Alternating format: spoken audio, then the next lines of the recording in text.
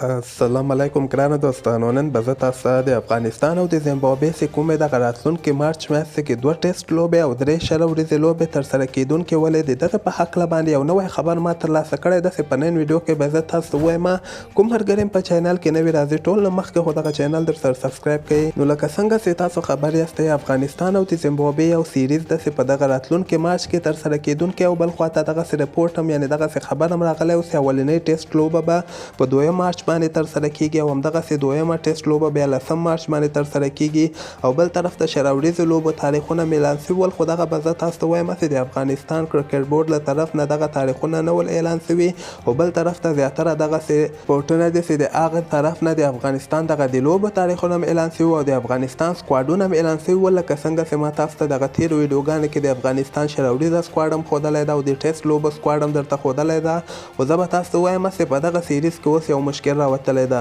که موږ وګورو د افغانستان دغه 15 مشهوره لوبغاړي چې په دغه کې رشید خان، محمد نبی، مجیب زدران، قیس احمد او نور احمد چې کوم د هغوی خو لاړل پاکستان سوپر لیګ ته. اوس پاکستان سوپر لیګ کې که چېرته رشید خان 4 لوبو کې په پاکستان سوپر لیګ کې لوبې ترسره کړي نو 4 لوبې چې څنګه ختمه شي دغلته چې دوباره دی بیا هلته دوبۍ ته راځي او هلته زیمبابوې سره لوبې ترسره کړي دلته خبره یعنې خرابېږي.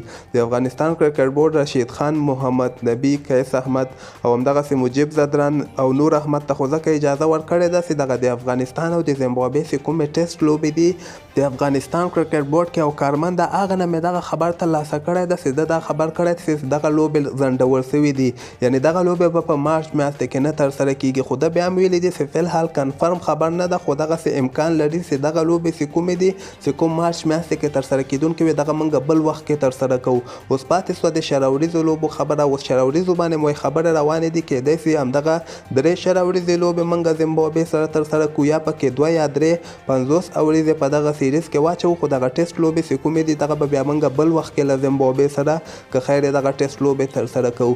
نو ما دغه خبر وکته د ما هم دغه خبر خوښ ده ځکه ټیسټ لوبو نه خو 50 ورځې او شل ورځې لوبې ښې دي دلچسپ هم دي او لوبغاړو ته هم پکې ښه چانس ورکول کیږي او دغه ټیسټ لوبې بغیر د کومې فایدې افغانستان په ټیسټ چمپینشپ کې شامل هم نه ده. نو ټیسټ لوبې دوی بیا ولې ترسره کوي؟